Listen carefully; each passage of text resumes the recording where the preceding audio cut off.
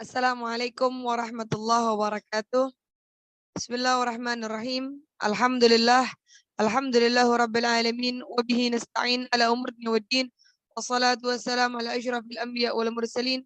Sayyidina wa habibina wa qurrata a'yunina Sayyidina Muhammad ibn Abdullah wa ala alihi wa sahbihi ajma'in. Rabbi israh li sadri wa yassir li amri wa hlul 'uqdatam min lisani yafqahu qawli, amma ba'du.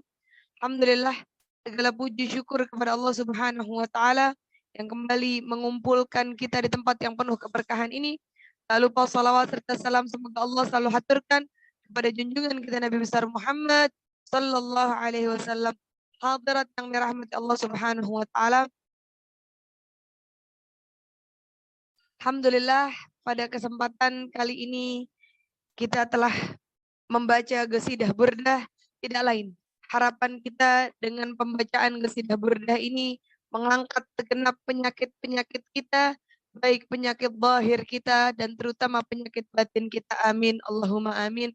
Dan juga kita berharap mudah-mudahan sebagaimana niat daripada salafun saleh, sebagaimana niat daripada Al-Imam Al-Busiri mengarang Qasidah Burdah ini untuk junjungan kita Nabi besar Muhammad sallallahu alaihi wasallam, mudah-mudahan dengan berkah kita bersama-sama membaca Qasidah Burdah ini kita mendapatkan keberkahan dan juga mudah-mudahan kita mendapatkan apa yang telah diniatkan oleh salafun saleh. Amin, Allahumma amin.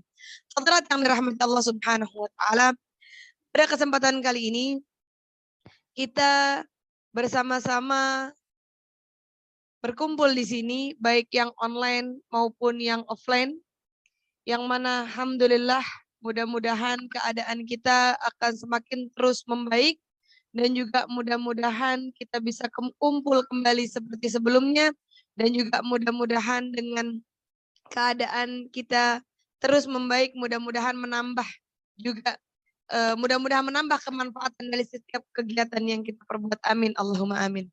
Hadirat yang dirahmati Allah Subhanahu wa taala, kebanyakan kita yang kumpul di sini adalah seorang wanita. Kita pada kesempatan kali ini akan membahas akhlak seorang wanita. Apa sih wanita itu? Dikatakan oleh Rasul Shallallahu Alaihi Wasallam bahwa ibu itu dikatakan oleh Rasul Sallallahu Alaihi Wasallam, madrasah in a'adat ala sya'ban tayyiban a'raqi. Bahwa perempuan apabila dia baik, maka berarti engkau telah menyiapkan generasi berikut yang akan baik juga.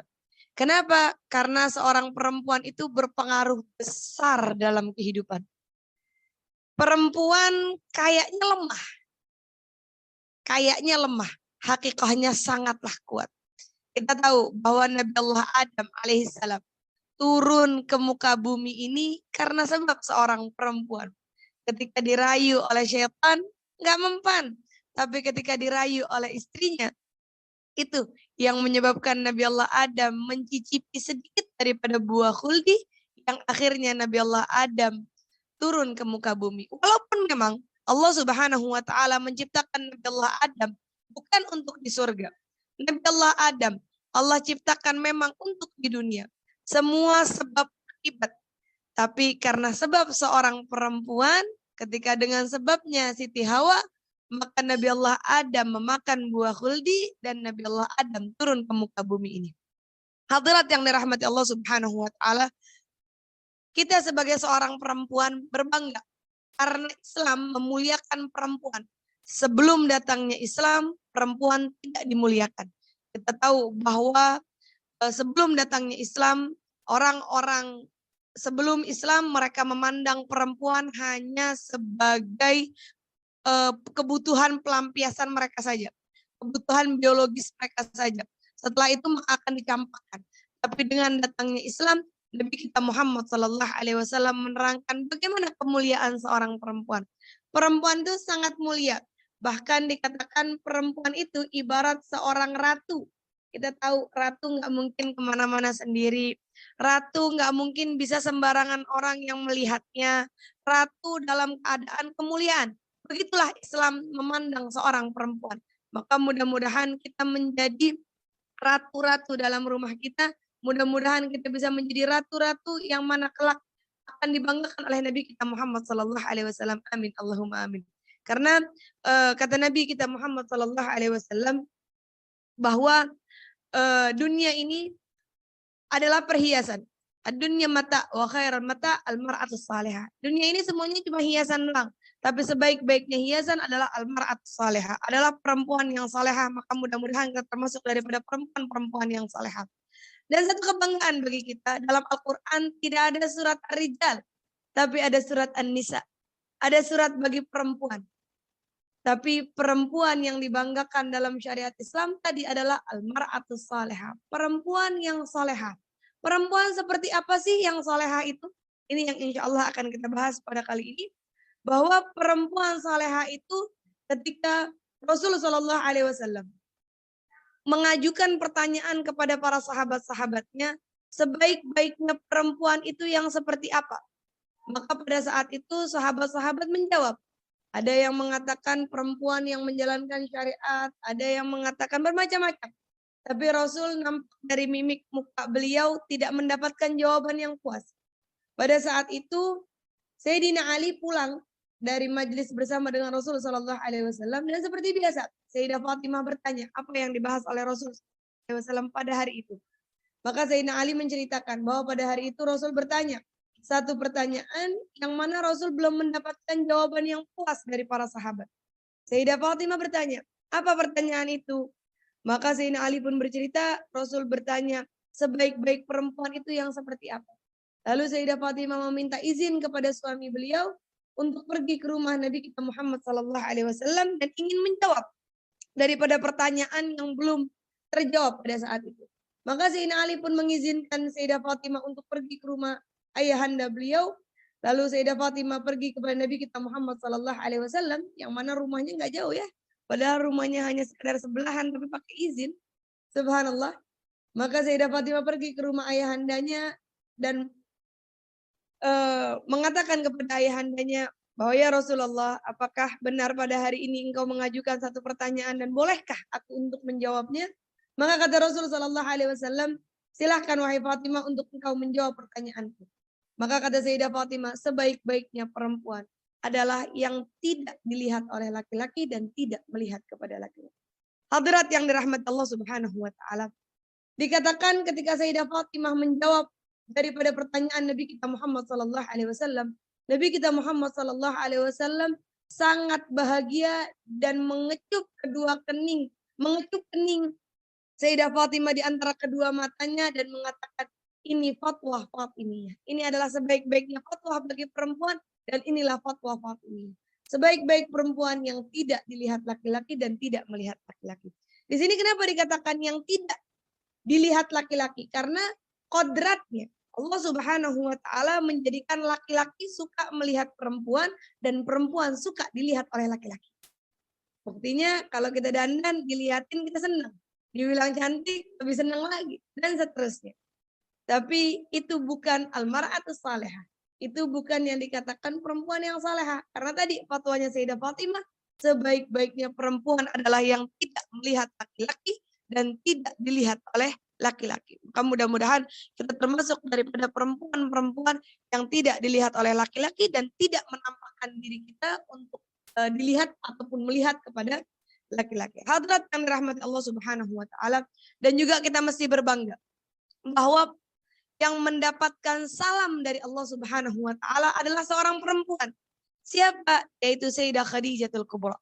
Istri daripada Nabi kita Muhammad sallallahu alaihi wasallam yang berjuang di jalan Allah Subhanahu wa taala, yang bahkan ketika beliau menikah dengan Nabi kita Muhammad sallallahu alaihi wasallam, beliau ditanya seperti kita pada umumnya ketika seseorang menikah pasti ditanya, gimana kehidupanmu? Kamu bahagia nggak? Seneng nggak? Suaminya nyenengin nggak? Suaminya bagaimana? Kan gitu ya. Nah beliau pun begitu. Ketika beliau ditanya, beliau telah menikah dengan Nabi kita Muhammad Sallallahu Alaihi Wasallam.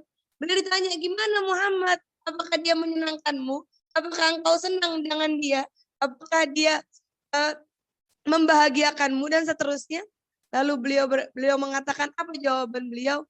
Aku tidak sempat untuk menanyakan kepada diriku bahkan aku bagaimana, tapi yang ada dalam pikiranku bagaimana Muhammad denganku.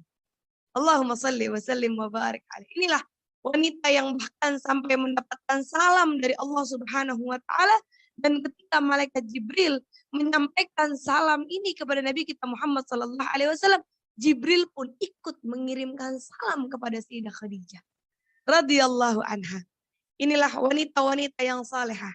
Inilah wanita-wanita yang dikatakan oleh Nabi kita Muhammad sallallahu alaihi wasallam perhiasan dunia. Wa khaira mata al-mar'atus salihah. Dan sebaik-baiknya perhiasan adalah perempuan yang salehah. Rahmat Allah Subhanahu wa taala, perempuan yang salehah. Dalam pandangan Islam bahwa perempuan dan laki-laki dalam hal beribadah tidak ada perbedaan. Semua sama. Bukan berarti kalau laki-laki dia lebih berlipat-lipat pahalanya, kalau perempuan tidak, enggak. Bahkan dikatakan oleh Al-Habib Ali bin Muhammad Al-Habsyi, kam min qussa khairan min lihya. Berapa banyak dari laki-laki, dari perempuan itu yang lebih hebat daripada laki-laki. Bahkan diceritakan oleh Al-Habib Ali bin Muhammad Al-Habsyi dalam kitabnya Kunuzuz Sa'adah Al-Abadiyah. Beliau menceritakan ada seorang wali laki-laki masuk ke kota Tarim. Masuk ke kota Tarim, ini wali, ini orang yang masuk kota Tarim juga seorang wali yang luar biasa. Dikatakan ketika wali ini masuk ke kota Tarim, kebenaran beliau kesorean. Dan beliau belum sholat asar. Akhirnya beliau menahan matahari. Ini jangan ditanya bagaimana logikanya ya. Ini udah kedudukan orang yang hebat, kedudukan orang-orang yang dekat dengan Allah Subhanahu wa taala. Seorang wali ini masuk ke kota Tarim karena beliau belum sholat asar. Beliau tahan matahari supaya enggak ghurub, supaya enggak tenggelam. Ditahan dan beliau dengan jamaahnya sholat asar pada saat itu. Setelah beliau sholat asar, beliau duduk-duduk dan beliau tidak melepas kembali matahari. Mataharinya lupa, nggak dilepas, tetap ditahan. Tahu-tahu terdengar dari salah satu rumah yang dekat dengan tempat yang beliau sholat, suara perempuan mengatakan, jangan kau tahan matahari karena kami dalam keadaan berpuasa. Hadirat yang dirahmati Allah Subhanahu wa taala. Perempuan dalam rumahnya, bahkan nggak diketahuin siapa namanya. Bahkan nggak diketahuin dari mana dia. Tapi la ya'riful wali illal wali. Nggak tahu seorang wali kecuali wali juga. Maka ketika wali ini menahan matahari, sama beliau udah selesai sholat asar tapi nggak dilepas mataharinya, perempuan salehah dalam rumahnya kata Habib Ali Al-Habsyi, maka beliau mengatakan lepas mataharinya kami dalam keadaan berpuasa. Perempuan sama seperti kita. Maka mudah-mudahan kita pun menjadi perempuan-perempuan yang salehah. Amin. Hadirat yang dirahmati Allah Subhanahu wa taala. Diceritakan juga di zaman Syekh Abdul Qadir Jilani, kita tahu bagaimana kemakrufan daripada kewalian Syekh Abdul Qadir Jilani. Bahkan dikatakan beliau mempunyai 48 anak. Syekh Abdul Qadir Jilani anaknya banyak. Beliau punya anak 48 orang dan 48 orangnya semua jadi wali. Ini biasanya kalau orang tuanya hebat, belum tentu anaknya hebat. Ya, karena al-gurbul hijab dikatakan. Dekat itu suka ada hijabnya. Dekat itu suka, kalau kata orang Jakarta mah kelilipan. Kalau dekat mah kelilipan, nggak kelihatan. Biar kata orang tuanya sehebat apa. Gitu ya. Tapi subhanallah, daripada kewaliannya beliau mempunyai 48 orang anak dan 48 orang anaknya semua jadi wali. Hadirat yang dirahmati Allah Subhanahu wa taala, ma'ruf bagaimana kewaliannya Syekh Abdul Qadir Jilani. Di antara daripada kewaliannya Syekh Abdul Qadir Jilani, pernah diceritakan beliau didatengin beliau lagi tengah malam hajat, lagi bermunajah kepada Allah Subhanahu wa taala, didatengin cahaya yang luar biasa besar. Lalu mengatakan kepada beliau, ya Abdul Qadir Jilani, aku membebaskanmu daripada peribadahan kepadaku. Jadi seolah-olah itu Allah. Syekh Abdul Qadir Jilani setelah bangun daripada sujudnya, beliau setelah selesai salam, beliau mengatakan, uskut ya adu Allah, diem wahai musuhnya Allah. Hah? Setannya kaget. Katanya setan, dari mana engkau tahu kalau ini aku? Katanya Syekh Abdul Qadir Jilani, kalau seandainya Allah Subhanahu wa taala akan membebaskan seorang hamba daripada peribadahannya, maka pasti Allah akan membebaskan Nabi Muhammad sallallahu alaihi wasallam daripada beribadah kepadanya. Tapi itu tidak Allah kerjakan. Apalah tidak Allah buat hal yang seperti itu apalagi kepada aku. Hanya sekedar Abdul Qadir Jailani. Kata syaitan, ketahuilah ya Abdul Qadir Jailani, aku telah merusak ratusan ribu keimanan para wali-wali dengan keadaan yang seperti ini. Dan banyak lagi daripada cerita kewaliannya Syekh Abdul Qadir Jailani. Bahkan dikatakan ada seorang syaitan yang berkhidmah sama Syekh Abdul Qadir Jailani selama 40 tahun. 40 tahun atau 20 tahun dalam riwayat dikatakan seperti itu. Setan khidmah sama Syekh Abdul Qadir Jailani 20 tahun atau ada yang mengatakan 40 tahun. Walhasil cerita Syekh Abdul Qadir Jailani banyak daripada cerita kewalian beliau. Tapi yang saya mau ceritakan pada kali ini bukan tentang bagaimana Syekh Abdul Qadir Jailani. Tapi ketika Syekh Abdul Qadir Jailani, beliau sedang tawaf di Ka'bah. Beliau lagi tawaf, beliau melihat ada seorang perempuan. Ini sama lagi nih sama kita, perempuan. Ketika beliau lagi tawaf, beliau melihat ada seorang perempuan yang lagi tawaf juga dalam keadaan satu kaki. Beliau lagi seorang perempuan ini tawaf dengan satu kaki. Kan tadi dikatakan la ya'riful wali illal wali. Enggak tahu wali kecuali wali. Kalau saya suka ngasih ibarah gini, ngasih contoh gini. Biasanya kalau ibu-ibu, kalau hobinya kan masak tuh. Ibu-ibu tiap hari masak. Dia nyicipin doang, dia tahu, oh ini bumbunya ini. Kenapa? Udah biasa masak. Tapi kalau orang nggak pernah masak, mau nyicipin 10 kali dia nggak tahu bumbunya apaan. Gitu ya. Makanya kalau chef, dia nyicipin, oh tahu nih, kenapa dia tukang masak. Nah begitu juga, seorang wali, dia melihat selintas, dia tahu, oh ini wali juga nih, bukan orang sembarangan. Maka Syekh Abdul Qadir Jailani waktu melihat seorang perempuan tawaf dengan satu kakinya, beliau tahu ini bukan perempuan sembarangan nih. Ini adalah seorang waliyah. Maka Syekh Abdul Qadir Jailani nungguin. Ketika perempuan ini selesai tawaf, dideketin sama Syekh Abdul Qadir Jailani. Ditanya, wahai perempuan, dari mana engkau? Kata perempuan ini, ana min Baghdad. Saya dari Baghdad.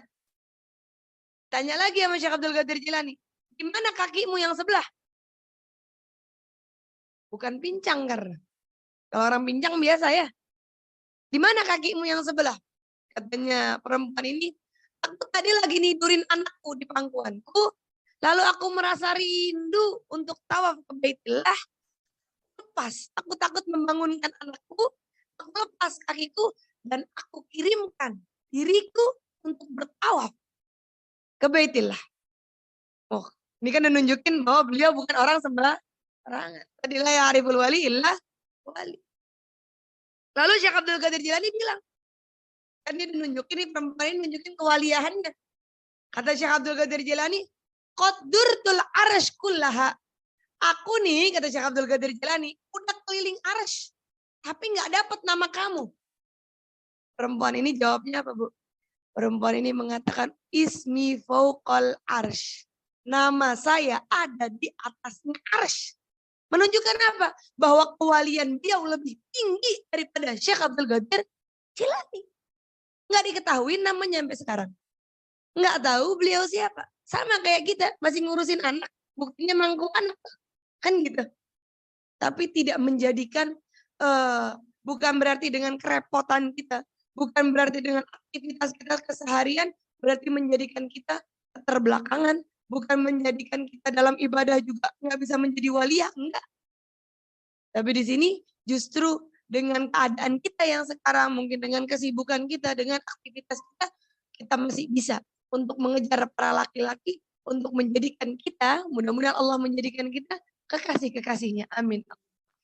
Dan mudah-mudahan dengan berkah majelis burdah, dengan berkah kita berkumpul hari ini, baik yang online maupun yang offline, mudah-mudahan kita mendapatkan keberkahan daripada Imam Al-Busiri dan juga mendapatkan keberkahan daripada guru-guru kita, dan juga mudah-mudahan kita mendapatkan keberkahan dari Nabi kita Muhammad SAW.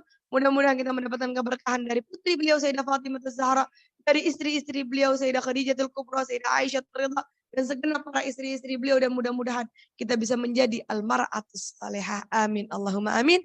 Kurang lebihnya saya mohon maaf. Wal afu minnakum. Wassalamualaikum warahmatullahi wabarakatuh.